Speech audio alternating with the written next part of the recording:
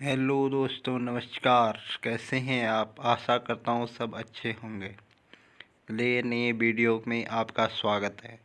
चलिए दोस्तों, वीडियो शुरू करने से पहले चैनल को सब्सक्राइब कर देना और वीडियो पे एक लाइक कर देना। चलिए वीडियो शुरू करते हैं। आज आशी जब सुबह सुबह उठी तो खिड़की से बाहर देखते ही उसका चेहरा मुरझा गए। अरे कहाँ चले गए? कल तो यहीं थे। इतने महीनों से रोज़ सुबह दोनों को देखना उसकी आदत सा बन चुका था, और आज जब दोनों अपनी जगह पर नहीं थे तो आशी को कुछ खाली खाली सा लग रहा था। सुबह सुबह बस वो दोनों सामने दिख जाते तो आशी का रोम रोम पुलकित हो उठता था, सुवासित हो उठती थी उसकी सांसें।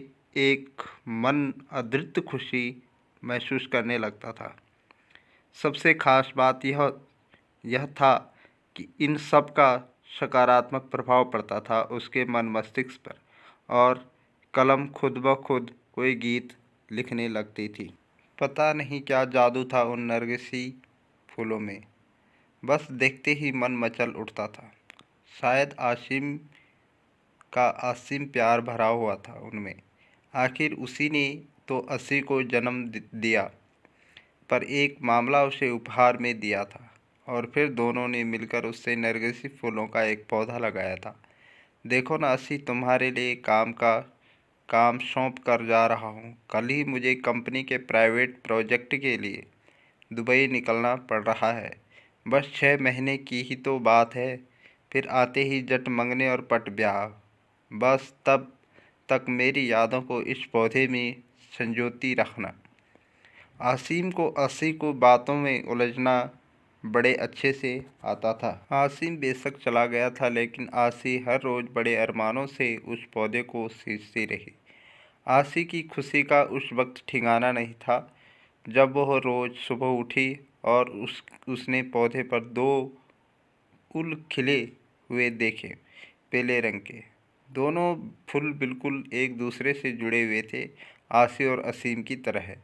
आसी रोज़ उन फूलों को निहारती रहती और आसिम को याद कर। आसी की रोज़ आसिम से फ़ोन पर बात होती थी। भला 2 साल से चल रहा प्रेम दूरियों से कैसे कम हो सकता था? इसी प्रेम की शक्ति ने तो उसे क्या से क्या बना दिया था। कभी किसी को चिट्ठी पत्री में 2 अक्षर न लिखने वाली आसी की कला आज अनवरत चलने लगी थी। अपने जज्बातों की स्याही में भिगोकर क्या क्या लिख डाला था उसने। तेरे एहसास में खुद को ऐसे फना कर दिया हमने, जिंदगी बाकी बची ना तेरे साथ और न तेरे बाद। आशी को पता नहीं कैसे एहसास थे जो दिल से निकलकर पन्नों पर बिखरते रहते थे।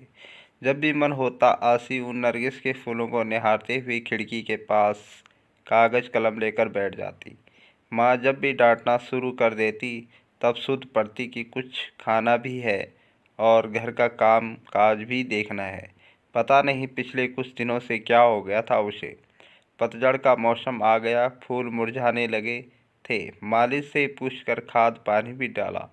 आसिम को फ़ोन पर बताया तो वह पहले खूब हंसा, फिर बोला पतझड़ बीत जाने दो, सब कुछ ठीक हो जाएगा। आशी फिर भी आश्वस्त नहीं हो पा रही थी। अब तो बसंत की बहार भी जाने लगी थी, चारों तरफ एक मीठी बयार बहने लगी थी, लेकिन फिर भी आशी को कुछ सही नहीं लग रहा था। आज भी उन फूलों को देखे बिना बेचैनी बढ़ रही थी।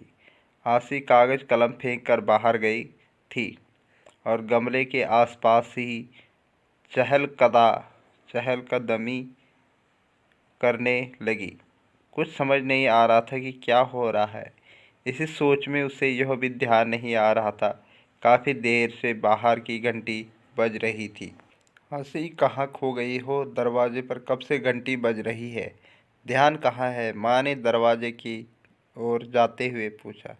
इससे पहले कि आशीष संभाल पाते, दरवाजे पर आसिम खड़ा था, मुस्कुराते हुए, हाथों में नरगिसी फूल लिए। हेलो, तो दोस्तों कैसी लगी आपको स्टोरी? आशा करता हूँ आपको स्टोरी अच्छी लगी होगी।